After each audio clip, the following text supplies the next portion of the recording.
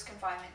Previously thought out to be insane, he had started to develop peculiar habits. However, this was later proven to be part of an intricate plot made to make Malvolio look like a fool. Today we have Barbara here to explain the story. Thank you, Jennifer. Currently, I'm standing behind the cell in which Malvolio was detained for apparent insanity. For the past week, he had acted like a madman. Some even said he was possessed. Malvolio is a Puritan and follows strict rules. He despises drinking and acts with stupidity. However, he was seen acting a peculiar way with his master, Lady Olivia, and was even flirting with her. This was very uncommon for a Puritan to do.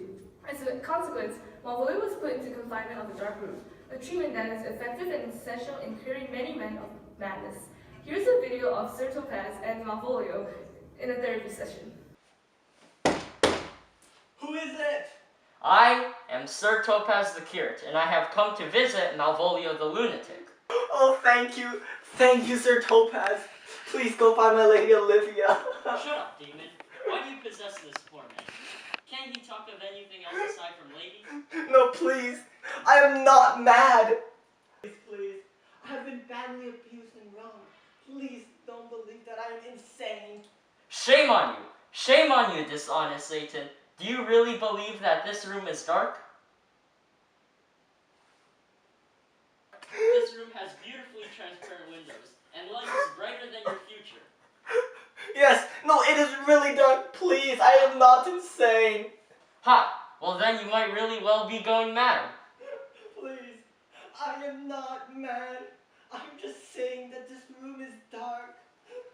Here, ask me anything, and I'll answer it. Okay. I have a question for you. Do you think that you could possibly become an animal in your next life? What? No, that is crazy. I think nobly of my own soul. Well then, you can stay here in the dark with your own ignorance. Goodbye, Malvolio. No, Sir Topaz, please! Sir Topaz, please! Sir Topaz!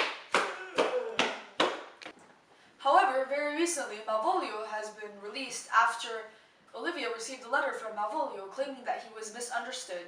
Here are Lady Olivia's thoughts on the event. My steward was always a dull man, who was strongly against singing, drinking, and even fun. However, I would have never thought of him as a madman. But one day, when I called him up to my service, he was smiling like a lunatic while wearing those disgusting cross-gartered yellow stockings, which he clearly knew I hated. He even tried to kiss my hand. Olivia, who later realized that Malvolio did not relic a madman, decided to hear him out. Malvolio had accused Olivia of writing a love letter to him, commanding him ridiculous deeds such as dressing in yellow cross-gartered stockings and smiling continuously. These were deeds that made him look like a madman. However, it turns out that this letter was instead forged by one of Olivia's servants, Maria. This apparent mastermind behind the plot was Olivia's cousin, Sir Toby, along with the assistance of Fabian. Right now, I am interviewing Maria on her thoughts and opinions on being involved in the plot. So, Miss Maria, what made you want to partake in this plot against Malvolio? Well, Malvolio was always a man of self-love. He would always walk around the house barking at servants, even though he himself was a servant. So me and Sir Toby and a few others wanted to plot a revenge against him. And what made you think a forged letter would be the most effective way to do this? Well, everyone knew that Malvolio loved my lady, so he would take anything as a sign that she loved him back. So I used this as a helping resource for me, and I wrote a letter, and he followed this letter more than he followed his own religion. No, I see, the original intent was to only make Malvolio seem as a fool. However, he was later sentenced to the dungeons to be treated as a madman. Do you think this has gone too far? At the beginning, no at all. We actually laughed at the realization that he would actually go mad if he sat in the dark room. But eventually, Sir Toby was losing his respect from Lady Olivia, so we had to stop, or he would have gotten kicked out of Valeria. Thank you, Miss Maria. Now, do you regret taking part of this plot? No, not at all. He got what he deserved. Now on to our second story of the day. Cesario, one of the very few survivors of last month's shipwreck, has now reunited with his twin. Sebastian, a thought-to-be-dead man, has crawled up from the depths of the ocean just to reunite with his twin, Cesario. Now, let's take it on to the live scene to watch them reunite ourselves. Who stands there? Sebastian, is that really you? Are you really Viola? Yeah, it's me, Viola. Thank you, Grace. We have just found information that Cesario is, in fact, a girl.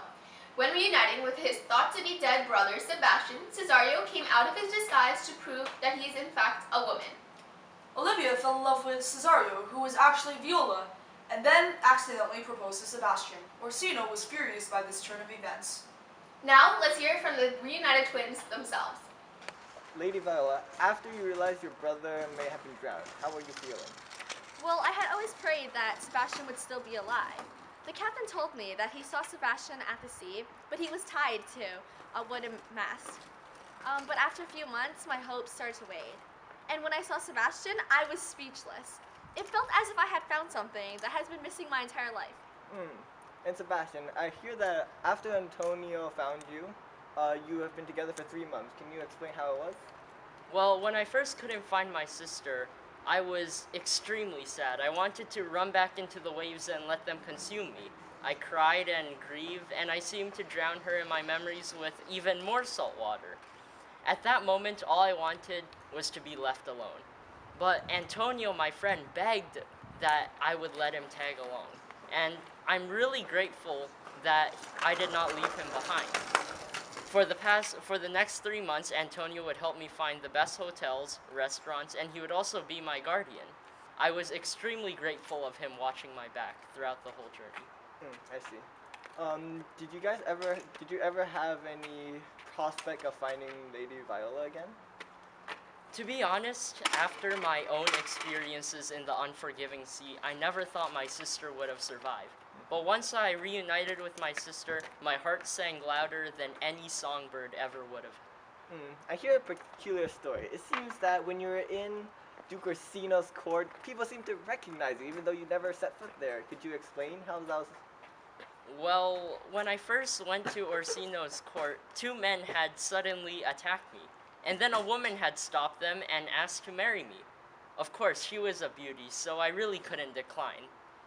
I really thought I was either going insane or dreaming at that point. It was only until I was reunited with my sister I found out that people had been mistaking my identity for hers. Seems that both of you are very happy to be together. Do you guys have any plans, Lady Viola? Well, there's gonna be a double marriage very soon. So one between me and Orsino, and one between Sebastian and Olivia. All is well now, and all problems are resolved, and no one suffers from heartache. Interesting. And you, Sebastian? Well, aside from the double marriage, I really hope that I would see my friend Antonio again. I hope he's released from jail soon and that he does not become charged. I know that Antonio and Orsino have some past grudges with each other, but I really hope that Orsino can forgive my friend and let go of his hatred. I thank you both for your time in this interview and wish you all the best in this double marriage. Back to you, panel. As many of you may be aware of, not so long ago, Antonio was arrested by the Illyrian police. He had his sword drawn in defense of Cesario, who is the disguise of Viola, as a servant of Count Orsino. There is much great in the fate of Antonio. After Antonio stole Orsino's money and took his fleet, Orsino vowed to kill Antonio if he ever saw him. However, there is now a debate over whether or not Antonio's actions are still relevant after this many years.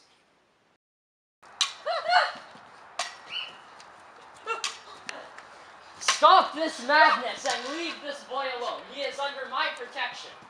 Thank you, thank you. Sir! You are coming with us. Yes. Quick, give me my wallet. I need that money to bail myself out of jail. What money, sir? Here's some coins out of kindness. How dare you betray me? What? I don't understand, sir. Don't mind this man. This is why you were my friend? To steal my wallet this whole time? Sir, I do not know you. I saved you from the jaws of death. And now you decline me my own wallet? What? Don't mind this man, he's possessed. Fine, lead me on now.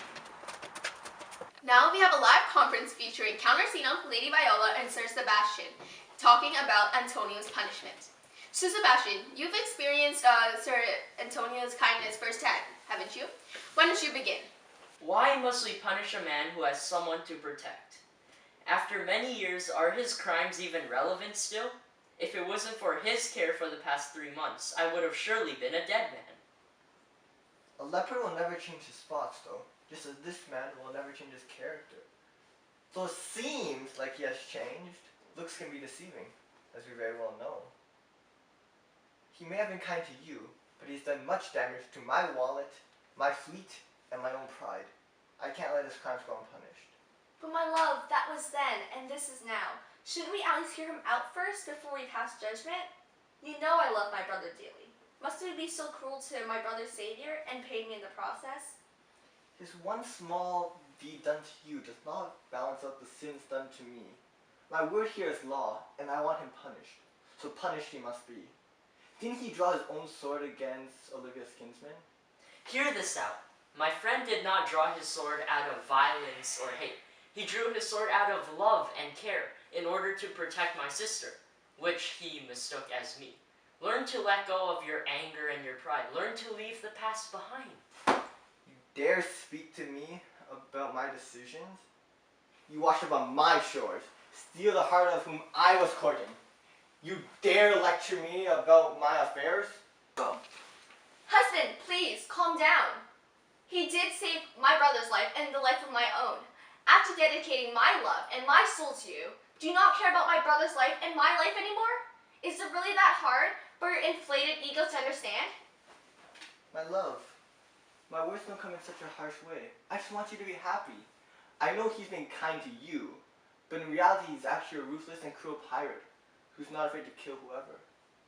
Does your own petty pride matter that much to you? Don't talk to me, you homewrecker. I don't need opinions of one who's been influenced by his poisonous words. Orsino, don't you dare talk to my brother like that. You are blinded by self-love and your selfish desires. I can't believe I had fallen for you. You say you can't forgive a man after many, many years, and I don't think I'll ever forgive you for being so selfish and rude. Babe, Viola, we're on camera and we're live. Can we talk about this later? No, I am glad this is live. I thought I married an honest and kind man, but all I see is a man sick of self-love. We're done. Viola, no, please, don't go. Don't leave me like this.